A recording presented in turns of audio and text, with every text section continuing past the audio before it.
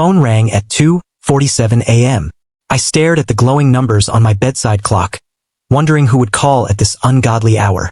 Next to me, Sarah stirred but didn't wake. Her breathing was soft and steady, just like it had been for the past 12 years of our marriage. "Hello," I whispered, trying not to disturb her. "Mr. David Chun?" The voice was professional, crisp.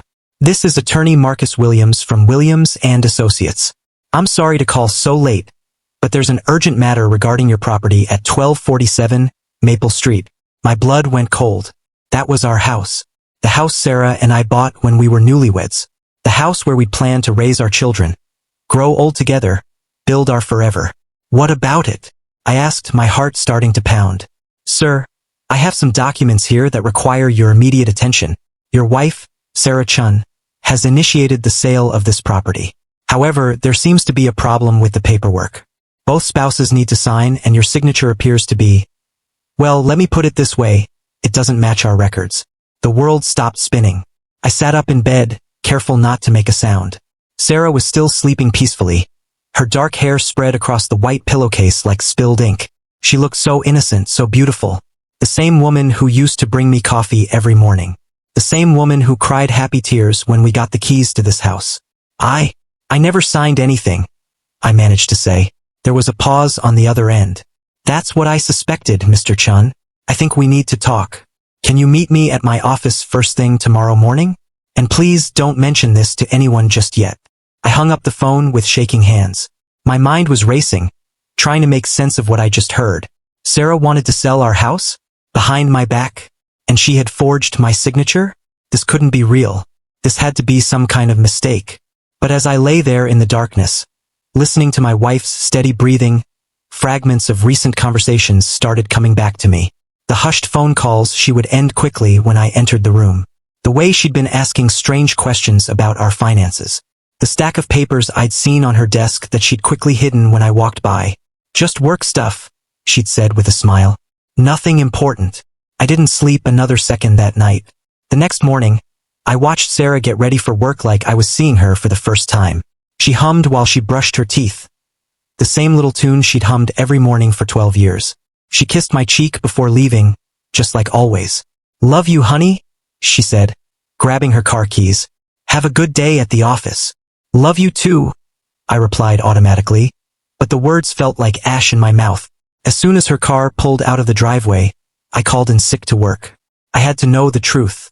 Attorney Williams' office was in a sleek downtown building. He was a thin man with kind eyes and salt and pepper hair. He shook my hand firmly and invited me to sit in his leather chair across from his massive wooden desk. "Mr. Chen, I want you to know that I've been practicing family law for 23 years. I've seen a lot of things, but this situation, well, it's complicated." He opened a manila folder and pulled out several documents.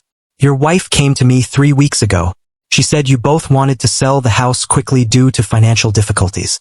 She had all the paperwork ready, including what she claimed was your signature." He slid a paper across the desk. There it was, my name, written in handwriting that looked almost like mine but not quite. The D in David was too curved. The chin was too neat. Sarah had practiced, but she wasn't perfect. "She seemed very nervous," Williams continued, kept checking her phone, looking over her shoulder. "I asked to meet with both of you together, but she said you were too busy with work. She promised you'd come in later to finalize everything. But you suspected something was wrong? 23 years of experience teaches you to trust your gut. When I ran the background check on the property, I found some interesting information. Did you know that your house is currently worth about $850,000? I nearly choked. What? We bought it for $280,000 12 years ago. The neighborhood has exploded in value. Your property is sitting on prime real estate now. He leaned forward. Your wife was trying to sell it for $400,000. Way below market value. To a cash buyer who wanted to close in 2 weeks. My head was spinning. Who's the buyer? Williams hesitated. A company called Riverside Holdings. But Mr. Chun, I did some digging. Riverside Holdings is owned by someone named Marcus Rivera. The name hit me like a punch to the gut. Marcus Rivera. Sarah's ex-boyfriend from college. The guy she dated before me. The guy she always said was just a friend. When his name came up in conversation. Oh God. I whispered. I'm sorry, Mr. Chun. But there's more. Williams pulled out another document. I found records showing that your wife has been in contact with Mr. Rivera for the past 6 months. They've been exchanging emails about the property. And, he paused, looking uncomfortable. There are airline tickets, 2 tickets to Costa Rica, departing next Friday. One in your wife's name, one in his. The room started to spin. I gripped the arms of the chair to steady myself. She's leaving me, I said. It wasn't a question. It appears so. The plan seems to be, sell the house cheap to her boyfriend's company, take the $400,000 and disappear. By the time you figured out what happened, they'd be long gone. I sat there in stunned silence. 12 years of marriage. 12 years of love, laughter, dreams, and plans. All of it had been a lie? What can I do? I asked finally. Williams smiled grimly. Well, the good news is that she can't sell the house without your real signature. The bad news is that she's committed several crimes: forgery, fraud, attempted theft. The question is, what do you want to do about it? I thought about Sarah humming in the bathroom that morning. I thought about all the times she'd told me she loved me. I thought about the woman I'd planned to spend the rest of my life with. I need to confront her, I said. Are you sure? We could involve the police, let them handle it. No, I need to hear it from her. I need to understand why. Williams nodded. Then I suggest you do it carefully, and I'll be standing by, just in case. That evening, I sat in our living room waiting for Sarah to come home. Everything looked the same. The couch we'd picked out together, the photos of our wedding day on the mantel, the plant she'd bought last month because she said it would brighten up the space. But everything felt different, like I was sitting in a stranger's house, waiting for a stranger to walk through the door. Sarah came home at 6:15, just like she did every weekday. She called out her usual greeting, "Honey, I'm home." "I'm in the living room," I replied, surprised by how calm my voice sounded. She walked in with a smile, but it faltered when she saw my expression. "David? What's wrong? You look like you've seen a ghost." "Sit down, Sarah." Something in my tone made her freeze. She sat on the edge of the couch, her purse clutched in her hands. "I got an interesting phone call last night," I began. "From Attorney Williams." The color drained from her face. Her knuckles went white as she gripped her purse tighter. "David, I can explain." "Can you? Can you explain why you've been trying to sell our house behind my back? Can you explain why you forged my signature? Can you explain the plane tickets to Costa Rica?" Each question hit her like a physical blow. She started to cry, big, ugly sobs that shook her whole body. "I'm so sorry," she gasped. "I'm so sorry." "Sorry for what, Sarah? Sorry for the betrayal? Sorry for the lies? Or sorry that you got caught?" She looked up at me with tears streaming down her face. "All of it. Everything. David, I never meant for it to happen like this." "Then how did you mean for it to happen?" She wiped her nose with the back of her hand, just like she did when she was a little kid. It was such a familiar gesture that for a moment, I felt sorry for her. "Marcus reached out to me 6 months ago," she said quietly. "Just a friendly email at first, asking how I was, what I was up to. I should have ignored it, but I don't know. I was curious." "Go on." "We started talking more. About the old days, about dreams we used to have. He told me about his business, how successful he'd become. And I started thinking about my life, our life, and I felt, what? Trapped."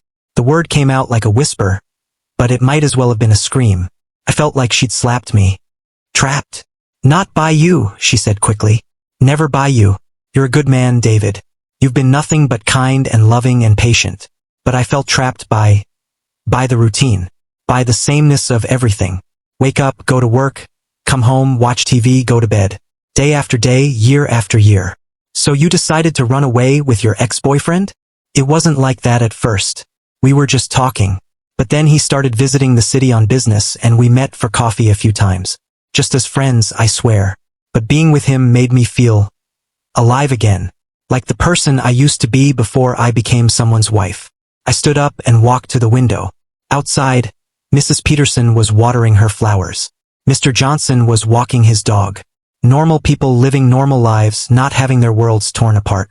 When did coffee become a plan to steal our house and run away together? Sarah's voice was barely audible. 2 months ago, Marcus said he wanted to invest in real estate in the area. He asked about our house, just casual conversation. But then he looked it up and saw how much it was worth. He said we could sell it to him, split the money, and start fresh somewhere new. So you said yes. I said I'd think about it. But David, the more I thought about it, the more it seemed like a sign. Like the universe was giving me a way out. A way out of our marriage. A way out of feeling dead inside. She exploded. Do you know what it's like to wake up every day feeling like you're sleepwalking through your own life? To feel like you're disappearing a little more each day. I turned back to face her. Did you ever think about talking to me? About marriage counseling? About working on whatever was wrong instead of just running away? She looked down at her hands. I was scared. Scared of what? Scared that you'd try to fix it. Scared that you'd be understanding and patient, just like you always are. Scared that I'd stay out of guilt instead of love. The honesty of her answer hit me harder than any lie could have. So your solution was to forge my signature and steal $500,000 from me? I convinced myself that you'd be better off without me. That you deserved someone who could love you the way you deserve to be loved. And the money, I told myself we'd split it fairly once everything was settled. After you were safely in Costa Rica. She nodded, tears flowing freely again. We sat in silence for a long moment. Outside, life was going on as normal. But inside our house, the house she tried to steal, everything had changed forever. Do you love him? I asked finally. She looked up at me with red, swollen eyes. I thought I did. But sitting here now, seeing the pain I've caused you, I don't know anymore. Maybe I just loved the idea of him. The idea of escape. And do you love me? The question hung in the air between us like a live wire. I love the man you are, she said slowly. But I don't love the woman I've become with you. And I don't think that's your fault or my fault. I think we just grew in different directions. I sat back down across from her. So what now? I don't know. Marcus is expecting me to call him tonight with an update. He thinks the sale will go through next week. And what are you going to tell him? Sarah looked at me for a long moment. That it's over. All of it. The next morning, I called Attorney Williams. She's agreed to withdraw the sale, I told him. No police involvement necessary. Are you sure that's wise, Mr. Chun? What she did was serious. I'm sure. We're going to handle this privately. What I didn't tell him was that Sarah and I had talked until sunrise. We'd cried, argued, remembered, and grieved. We'd mourned the marriage we'd lost and the people we used to be. In the end, we'd agreed to separate. Not because of Marcus Rivera or forged signatures or stolen houses, but because Sarah had been right about one thing. We had grown in different directions. Sometimes love isn't enough if you're not growing in the same direction. Sarah moved out the following weekend. She broke things off with Marcus, turned down the Costa Rica trip, and rented a small apartment across town. She wanted time to figure out who she was when she wasn't trying to be someone else. As for me, I kept the house. Not because I wanted to punish her, but because it was home. It was where I belonged, at least for now. 3 months later, I got a letter from Sarah. No return address, just a simple note. David, I've been going to therapy and I'm starting to understand myself better. I'm sorry for the pain I caused. You deserved honesty, not betrayal. I hope someday you can forgive me. I hope someday I can forgive myself. Thank you for letting me go with dignity instead of calling the police. It meant more than you'll ever know. I hope you find someone who loves you the way you deserve to be loved. I folded the letter and put it in the drawer with all the other pieces of our old life. 6 months after that, Mrs. Peterson introduced me to her niece, Elena, who was visiting from Portland. Elena was a teacher with kind eyes and a laugh that made me remember what joy felt like. We started as friends, taking long walks around the neighborhood I'd almost lost, talking about books and dreams and the future. One evening, as we sat on my front porch watching the sunset, Elena asked me about the woman in the wedding photos I'd finally taken down from the mantel. She was someone I loved very much, I said. But love isn't always enough. What is enough? Elena asked. I thought about it for a moment. Love, honesty, and the willingness to grow in the same direction. Elena smiled and took my hand. I'd like to try that. As I write this, Elena and I have been married for 2 years. We're happy in a quiet, steady way that I've learned to appreciate. We talk about everything, our fears, our dreams, our bad days and good days. We've promised each other that if we ever start growing apart, we'll work together to grow back together. And sometimes, when I'm working in the garden or fixing something around the house that Sarah and I bought all those years ago, I think about the phone call that changed everything. The lawyer who called me first, who saved me from losing not just my house but my ability to trust. I think about how a single moment of honesty can change the course of your entire life. And I think about forgiveness and not just forgiving Sarah, but forgiving myself for missing the signs, for not being the husband she needed, for choosing to let her go instead of fighting for our marriage. But mostly, I think about second chances. How sometimes the worst betrayal can lead to the best new beginning. The house at 1247 Maple Street is still standing. Elena and I have painted the kitchen, planted new flowers, and filled it with different memories. But sometimes, late at night, I can still hear the echo of that phone call that saved my life. Mr. David Chun? This is attorney Marcus Williams. And I'm grateful. Grateful for lawyers who notice forged signatures. Grateful for the truth, even when it hurts. Grateful for the chance to start over with someone who wants to grow in the same direction. The house Sarah tried to sell behind my back became the foundation for a love story she never could have imagined. And that, I think, is the best revenge of all.